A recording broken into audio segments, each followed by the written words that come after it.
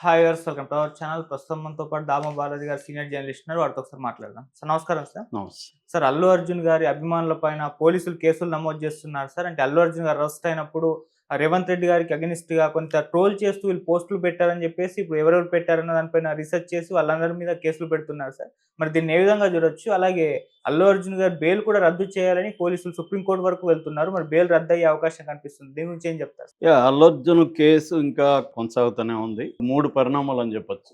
ఒకటి, సంధ్య థియేటర్‌కి నోటీసులు ఇచ్చారు. హ్మ్. 2, అల్లు అర్జున్ బెయిల్ రద్దు కోసం సుప్రీంకోర్టుకు పోలీసులు ఎళ్తున్నారు అనే ఒక వార్త వైరల్ అవుతుంది.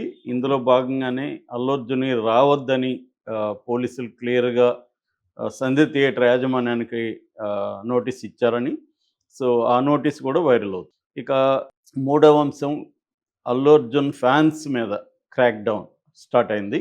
అంటే అల్లు అర్జున్ ఫ్యాన్స్ కానీ రేవంత్ రెడ్డికి వ్యతిరేకంగా పోస్టులు పెడితే వాళ్ళని అరెస్ట్ చేస్తామని చెప్తున్నారు. ఆల్రెడీ నలుగురు మీద కేసులు పెట్టారు. ఒక బిఎన్ఎస్ 352, 353 సెక్షన్ల కింద, అట్లాగే ఐటీ యాక్ట్ కింద, ఈ 2 దీని కింద పెట్టారు. వాళ్ళని కూడా అరెస్ట్ చేస్తామని చెప్తున్నారు. అంటే మనకి ఇప్పుడు ఏంటంటే ఈ 2 తెలుగు రాష్ట్రాల్లో ఇది సిమిలర్‌గా కనబడుతుంది. అక్కడ కూడా పోస్టులు పెట్టేవాళ్ళని పెద్ద ఎత్తున అరెస్టులు చేస్తున్నారు. ఇక్కడ కూడా ఆల్రెడీ బీఆర్ఎస్ వాళ్ళని, కొంతమంది జర్నలిస్టులను కూడా అరెస్టులు చేశారు. ఇప్పుడు అల్లు అర్జున్ ఫ్యాన్స్ మీద కూడా అరెస్టులు మొదలుపెట్టే అవకాశం కనిపిస్తుంది. ఇప్పటివరకు అరెస్టులు చేసినట్టుగా మనకి న్యూస్ లేదు కానీ, కేసులైతే 4 కేసులు ఆల్రెడీ నమోదు చేశారు. ఇంకా కూడా చేస్తున్నారు. అంటే మొత్తం పరిశీలిస్తున్నారు సోషల్ మీడియాలో. ఎందుకంటే ఇప్పుడు గవర్నమెంట్ అల్లు అర్జున్ విషయాన్ని సీరియస్‌గా తీసుకునింది, వదిలేయదలుచుకోలేదు అంత ఈజీగా. సో అందుకని రేవంత్ రెడ్డికి ఏందంటే అల్లు అర్జున్ విషయంలో దేశవ్యాప్తంగా వ్యతిరేకత వచ్చింది. తెలంగాణలో మిక్స్డ్‌గా ఉంది. తెలంగాణలో కొంతమందేమో అల్లు అర్జున్‌దే తప్పని ఫీల్ అవుతున్నారు. అల్లు అర్జున్ అరెస్ట్ చేయడం తప్పేం లేదు, కరెక్ట్‌గానే చేశారు అనేది ఫీల్ అవుతున్నారు. కొంతమంది అల్లు అర్జున్‌ది తప్పెలా అవుతుంది, రేవంత్ రెడ్డి కావాలని సినిమా వాళ్ళని టార్గెట్ చేస్తున్నాడు అన్న హ్మ్. వాదన కూడా ఉంది.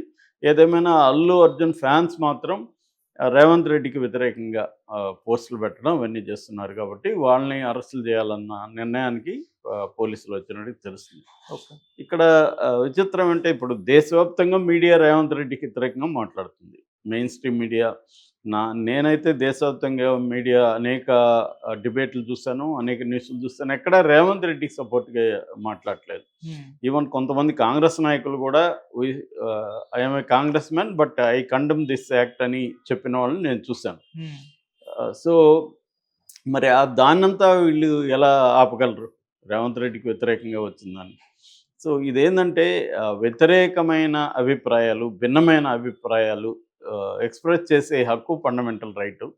దాన్ని క్రాక్ డౌన్ చేస్తే అది ఏదో రూపంలో ఆహ్, వస్తుందన్నమాట. ఓకే. ఎప్పుడైనా నువ్వు రెసిస్ట్ చేస్తే హ్మ్. ఈవెన్ సైకాలజీ, ఫ్రాయిడియన్ సైకాలజీ కూడా ఏం చెప్తుందంటే, నువ్వు దేనైనా, ఏ భావమైనా దేనైనా అణిచిపెట్టుకుంటావు. మన మనసులో కూడా ఏదైనా నువ్వు అణిచేస్తే అది ఒక వెంజన్స్‌తో నీ మీద దాడి చేస్తుంది హ్మ్. అనేది బేసిక్ సైకాలజీ కూడా చెప్పేది. ఓకే. సో ప్రజాస్వామ్యం కూడా అంతే. నియంత్రణలు మహా నియంత్రణలంతా పోయినారు. ఈ మధ్యనే చూసాం సిరియా, అసద్ ఎట్లా పారిపోయాడు. ఇక్కడ షేక్ హసీనా బంగ్లాదేశ్. హ్మ్. ఇలాంటి వాళ్ళని కూడా చూస్తున్నాం. ఎప్పుడైతే డెమోక్రటిక్ స్పేసెస్ లేకపోతే ప్రజలకి తిరుగుబాటు చేయడానికి ఇంకొక రూపంలో అది వస్తుంది. ఓకే. కాబట్టి దాన్ని రానివ్వాలి. ఏమవుతుంది, ఇప్పుడు రేవంత్ రెడ్డిని విమర్శిస్తారు. ఏమవుతుంది? దానికి భయపడే కొద్దీ ఏందంటే అది వేరే వేరే రూపాలు తీసుకుంటది. సో కానీ నేను చాలా సార్లు చెప్పినట్టుగా చరిత్ర నుంచి వీళ్ళు ఏమి నేర్చుకోరు కాబట్టి మళ్ళీ సేమ్ మిస్టేక్స్ సేమ్ చేస్తుండ్రు. హ్మ్. కేసీఆర్ ఏం చేశాడో ఇది రేవంత్ రెడ్డి అదే చేస్తున్నాడనే విమర్శలు రేవంత్ రెడ్డి మీద ఉన్నాయి.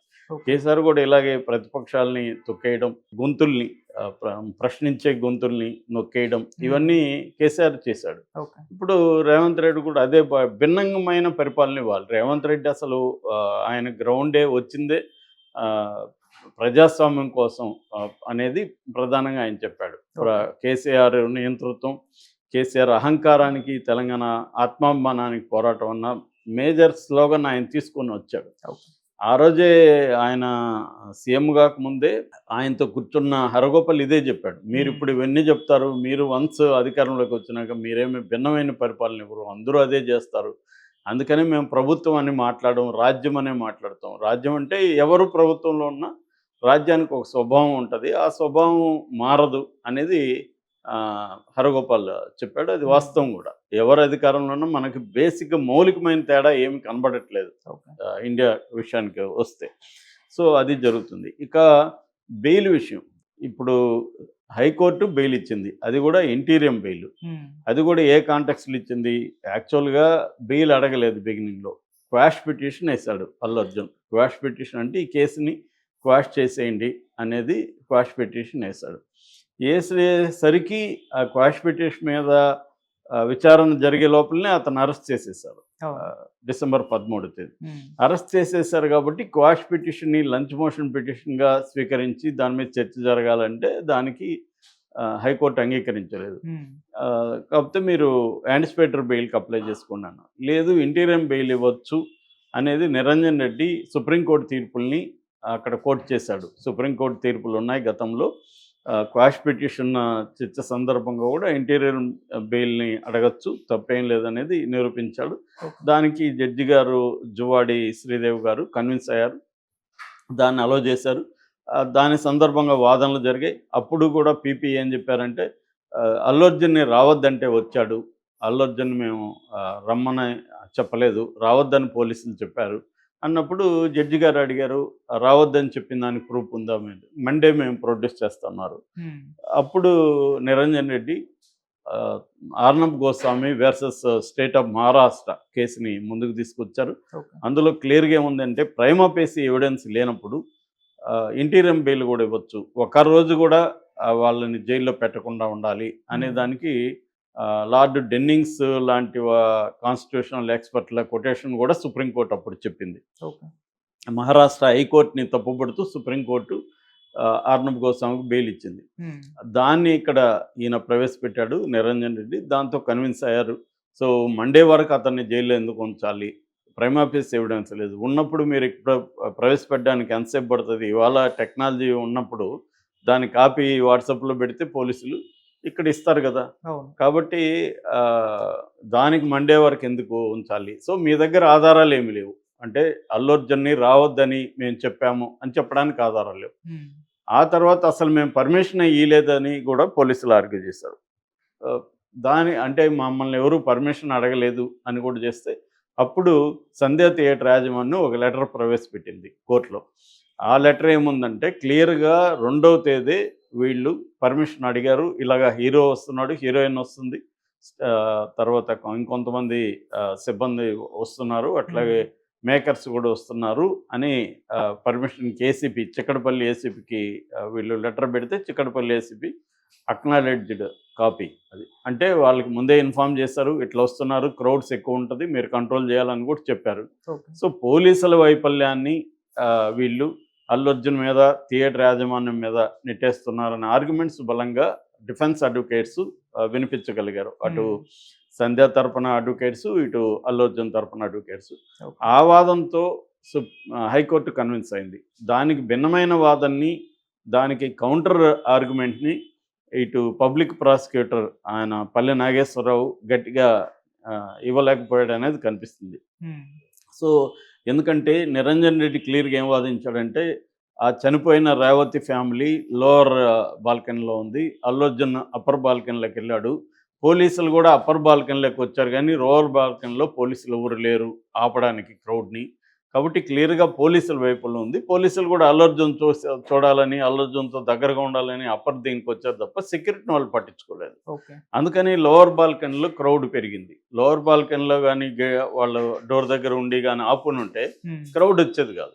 అంటే క్లియర్గా పోలీసుల వైపులని కనిపిస్తుంది అనేది తిరుగులేని సాక్ష్యంతో ఆయన ఎస్టాబ్లిష్ చేశాడు. ఎందుకంటే రిమాండ్ రిపోర్ట్లోనే ఇది రాశారు, పోలీసులు వాళ్ళే ఒప్పుకున్నారు రిమాండ్ రిపోర్ట్లో, మేము అప్పర్ బాల్కనీలో ఉన్నాము, కింద ఇది జరిగినప్పుడు మా వాళ్ళు అప్పర్ బాల్కనీ నుంచి కిందికి వెళ్ళి వాళ్ళని బయటికి తీసుకొచ్చి సిపిఆర్ చేశారు అనేది వాళ్ళే కన్ఫెస్ అయ్యారు. ఇవన్నీ చూపించి ఆయన నాకు అసలు ఈ రిమాండ్ రిపోర్ట్ చాలు, దీన్ని బేస్ చేసుకొని నేను ఆర్గ్యూ చేస్తానని ఆర్గ్యూ చేశాడు. అట్లాగా అల్లు అర్జున్ మీద పెట్టిన 2 సెక్షన్లు ఏవైతే ఉన్నాయో, బిఎన్ఎస్ భారతీయ న్యాయ సంహిత 105 culpable homicide with the knowledge ఉంటుంది కానీ ఇంటెన్షన్ ఉండదు. ఓకే. అంటే ఇప్పుడు యాక్సిడెంట్ మనం ర్యాష్గా డ్రైవ్ చేస్తే ఎవరన్నా చనిపోవచ్చు అనే నాలెడ్జ్ మనకు ఉంటుంది, ఉమ్. కానీ చంపాలనే ఇంటెన్షన్ మనకు ఉండదు. దీన్ని కల్పబుల్ హోమిసైడ్ అంటారు. ఓకే. సో అల్లు అర్జున్కి మనం అక్కడికి పోతే జరగచ్చు ఏదన్నా, ఎవరైనా చనిపోవచ్చు అనే నాలెడ్జ్ ఉంది కానీ ఇంటెన్షన్ లేదు.